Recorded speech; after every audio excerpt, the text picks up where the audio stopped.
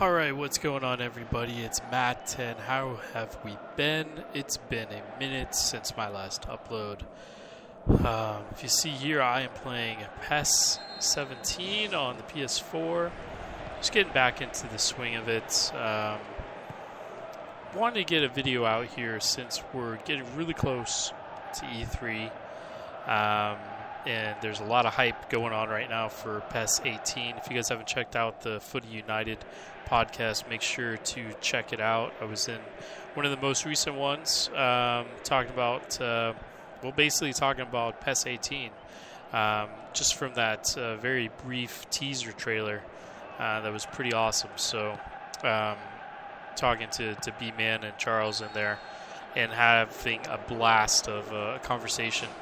And so, kind of led me to come up with a list of things that I think are basically high gameplay priorities for Konami and the PES 18 crew. And so I'm just going to go through each of them very briefly here. And, you guys know me. I'm definitely a stickler for, for realism, of course. That's the whole point of this channel. But really, we're in a rare opportunity here for PES 18 to really do some good and really dominate FIFA, honestly. Because FIFA, gameplay-wise, has not been absolutely terrible. Just some really fundamental things such as ball size, which is a big thing for me with PES, or with FIFA 17, rather. And if they address those, I mean, it's going to be a battle. And so I really hope Asim and Co., Adam, of course, and all the guys there really hopefully pay attention to this and, see why these are gameplay priorities for us and why it's really important to adjust the gameplay based on what we've learned from the PES 17 demo and overall the PES 17 full game, of how it started, and then patch after patch after patch started to ruin it, unfortunately. Here, I mean, look at this, a mindless goal. I'm not even putting any concentration, able to talk and play at the same time here. Not really thinking of anything. Kind of a bummer, because in little moments, PES 17 looks fantastic.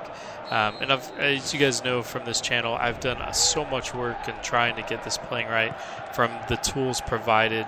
PES is never going to come out with sliders, and so I can't really do too much there. So I'm left to adjust tactical adjustments, but the tactical adjustments are so rigid that it just makes it, very, very easy. Score again. Look at that. So, let's get into the number one. The top 5 gameplay here. The first one is slower pace is going to equal proper build-up. I think Konami have recently addressed this. They're talking about things as walking, jogging, backpedaling, smaller-sized players in a larger field. I mean, that's always good to get the proportions right. The key is, though, if they can get a slower game pace, they're going to just see a lot more realism. It's not going to be, defensive third to defensive third of how it is now. It's, and sideline to sideline. See how easily I can just pass the ball down the sides. As you see, I've already scored 2 goals already just from going down the sides. It's very simple to pass. See how this? I can do a bunch of one passes if I choose to. Really simple. All the way down the sides, no problem here, and then I can just cross it in. Goal number, almost another goal. But see, this is what I'm saying, and it's a problem here with PES, and hopefully they learn this from PES 17 of how direct you can play this game. And I know it's such a tough adjustment for the guys to not be too sim, but not so arcade-like. But the problem is, you can adjust from going ultra sim and then lowering it to more arcade-like. You don't have to go arcade and then bring it up to sim. Because even right now, look at it. It's just kind of, it's very direct. I have no pressure here. I can play it out to the sides, play it here if I want, play it back to him, play it back to him, back to him. And it's just very direct. and that's the problem. It's very direct and very easy just to push through. And the computer can do the same if I wasn't a decent PES player. But basically, the pace of play needs to be adjusted here. And I think they've addressed that here in PES 18. But I really hope they continue to understand why there's not a realistic build-up. And part of that is to point number 2, which in this case is the removal of attack and defense. Konami, you guys have got to remove the attack defense levels.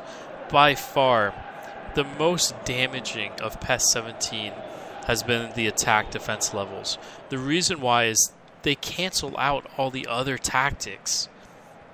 Okay? They cancel out the logic, the common sense. This is why from the demo, from the very beginning, you saw these players start to backtrack as soon as they lost the ball. They sprinted backwards as soon as they lost the ball. And it's just little things like that that are common sense football mentalities, such as you put a ball out on the pitch with your mates and you just play, and you just play for fun. The common sense is see the ball, get the ball, control the ball, right? But with these attack defense levels, you completely handicap players.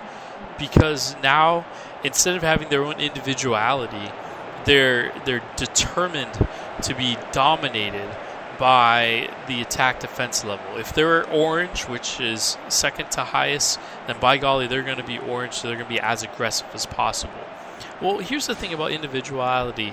If you've ever played the game at a decent level, even if just playing on a rec team and not listening to your coach, that happens in real life. Not every player in the world is going to be 100% listening to the coach's instructions or listening to the attack defense levels. They're going to make mistakes. That's how us as humans occur. We make mistakes, and it's okay.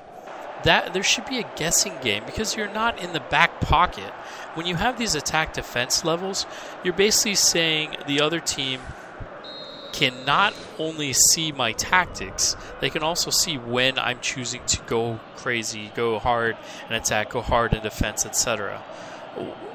That should not ever be part of the game. It's not realistic to have those options even available, to even see that by anybody. And the fact that it's so wide open like this, it's just a joke. I've felt that way from day one since they talked about it. I saw somebody's explanation on it, and I thought, okay, I get it. The problem is I didn't realize at the time of how big of an impact it made. And it made a huge one. And then from the demo, I could see why. Demo's like, oh, just wait till the full game. Everybody's, wait till the full game. It's going to be, it'll definitely be different. And I called it on the demo. I said, no way. These guys are sprinting back and forth, back and forth. I can read them like a book. And this is why I can mindlessly beat a team 4-0. It's insanely boring at times as a result. And it's not to say that PES 17 doesn't have a lot of good. The reason why I hope you guys can take the criticism is because I'm so excited of what's potentially there for PES 18. And then because of PES 17, I'm still excited for where the direction is because there's a lot of good in it from the base fundamentals. The problem is you have all these other layers, and whoever's in charge of stats, too many layers, it cancels out one another. And that's exactly what has happened here. And then you add all these features such as attack defense levels, and then it just makes it even worse. Let's go on to number 3, which is tactical rigidness. I call it tactical adherence, but tactical rigidness is probably a little bit more easier to understand. Bring this in. Bring in a percentage of this. I was talking about a little bit on the last point of how players are individuals, right?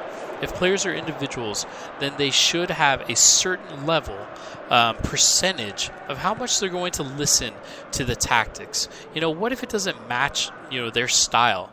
You're asking Ibra, for example, to be sprinting and chasing down balls or something. It's not within his DNA. The tactical rigidness is probably one of the worst things I've seen about PES 17. I saw it PES 16 too, but PES 17, this romance of including tactics I understand it. I understand why it's needed there. PES 13 did it best. That would be a good example to follow because there was a certain level in which players would listen. And that's why you got a lot more individuality in PES 13. But the thing is, with all these tactics, it's just too much of a good thing, and it has no layers, and it basically makes players play like robots. If I choose a tactic, then by golly, that's what they're going to play. If it's a long ball tactic, it's going to be a long ball no matter what, and that's a problem. And one other thing that's part of this, please remove the all-out defense. The all-out defense is an absolute terrible designation. Have it saved for the end of a match when you're winning 1-0. Don't have it when at any point in time when it's not within that scenarios. These tactics really are. There has to be a level in which they're followed, and that's kind of where I'm going to leave it for that. Next one here is shooting quality and physics. Right. So, what is shooting quality and physics? Well, really, like just the power of the shots, the absolutely on the laces type of shooting makes it extremely boring to play and score goals in PES, which is really sad to say because PES is known to be that amazing feeling of shooting.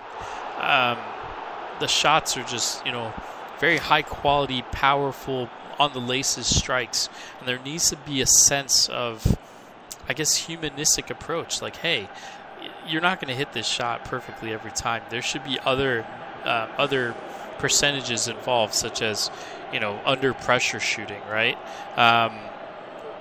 Body angles, etc. Like I shouldn't be able to hit just on the laces every single time. I'm gonna try to set this up. So let's see if I just want to hit this. Look at that strike. That is a ridiculously hard strike, full of power, quality strike. But this is how a lot of them are, and I barely touched that. Here he is under pressure, and he still hits his blast of a shot. That's probably not the best example, but you guys know what I mean. Because I know a lot of you guys have also talked about this too, where it just feels incredibly boring to score goals in PES. Yes, there are definitely some nice ones out there. There are definitely some just quality strikes, honestly, that are well deserving. But like, if a player is lowly rated and they can still strike a shot, just absolutely on the laces every time, I mean, that reduces any kind of random play that PES has always been known for. Like, the thing about PES that's always been amazing year after year was really about the type of goals you could score, and that was really what it was all about. So the last thing here is passing assistance. Passing assistance really needs to kind of be, I don't know. You do pass assistance 1, it feels like it's on a 3. PA 0, probably the more realistic, but even then it feels very, very easy. This is just the way you can easily make passes, but I think a product of that is also the positioning as well. But see, just the simplicity of passes, I guess. It's just very easy. Yes, these are professional players, but there's just really no sense of, again, risk-reward to make passes, unless they're in good positions, And the problem is, they're not in good positions to start with, so there's no real pressure. See how easily I can just pass the ball. I can make all these one-time passes if I choose. I kind of tweeted this the other day where it's so easy. It makes me so sad to send a ball down the flank with ease because it really, really is easy in PES, and I hope they address that as well. I think they will. I really have a lot of confidence in what I've seen from PES 18's was it teaser. I thought that was a great instance of it. There are a lot of little things. I just really hope they pay attention to the other little things. And the top 5 here is a big part of that. And they're the little things that are going to make a big difference. And a lot of those areas that people don't really think about until it's explained and how it's going to make for a better experience. It's not going to make it even ultra sim or put off anybody. It's actually going to make it more layered. And it's not complicated to do. They've done it in the past. They need to bring some of it back. That's all it is, and not make it so overly complicated by oversaturating it with just too much depth in the sense of values that are going to cancel things out. And the passing is definitely one of those. There needs to be a feeling of, I think B-Man said it absolutely best in one of the podcasts on Footy-United, was there has to be a feeling of a risk and reward in passing. You want to get to know your players again. Like who's maybe not somebody you want to have ball and be able to pass it forward. There's plenty of players out there that really shouldn't pass the ball as forward or can't really make a pass from side to side. So you don't want to use him if you plan on building up through the back or even in the midfield, etc. Maybe you want him just to send the ball long because you don't trust his short passes. The problem is every player can make these perfectly short passes, and so that's a big thing as well with passing. So I hope they really address that. I hope they find a way to make it just kind of more individual passing that feels good. So overall, guys, though, I hope you guys enjoyed this video. I'll be honest, it's a little rushed just because I haven't got anything out. To be honest, I've got some personal things going on at home. We just had our third baby. 3 boys now. Got my soccer team, right? And little boy is unfortunately in the NICU in the hospital. So I've kind of just needed a distraction here to get moving on this. Prayers, if you could, for my little one. Hope he feels better, and hopefully we can take him home. It's a late night right now. I'm staying up so the wife can get some rest. And I really have had this in my mind, had it written out. Just haven't been able to get the editing done. Going forward, I'm going to do a lot more live commentary for my videos, just because it's easier to do, less editing. All I have to do is just cut and modify things like that. So hopefully I'll get a lot more stuff out. E3 this week is huge, so I'll definitely be responding to any kind of gameplay videos I see. Make sure you leave your comments below. Subscribe if you haven't already. Love to hear your thoughts on some of the comments I've made. See if you agree or disagree on some of the things. I don't usually make top anythings, but top 5, I keep it simple. And hopefully that's enough to kind of make the point of some of the things I hope PES 18 is focusing on. And I'm very, very confident in the Konami team on making PES 18 something really amazing. I don't know why. It just feels like this is the year to do it. So hopefully they'll do that, guys. But as always, make sure to like, comment, subscribe. As always, take care and stay tuned. What that little teaser has done, you can't be but optimistic about it. Mm-hmm. So yeah, and just to I guess answer that question. So you like it? Yeah, I do. Right. There's a lot of good stuff. Go ahead, man. No, I've actually been replaying the teaser on YouTube at the 0.25 speed. Yep. And I saw someone on the forum said to watch it at that speed, and you really pick up on so many little details. Well, it's so fast. The cuts are so quick, The cut, exactly. My it's so hard, obviously,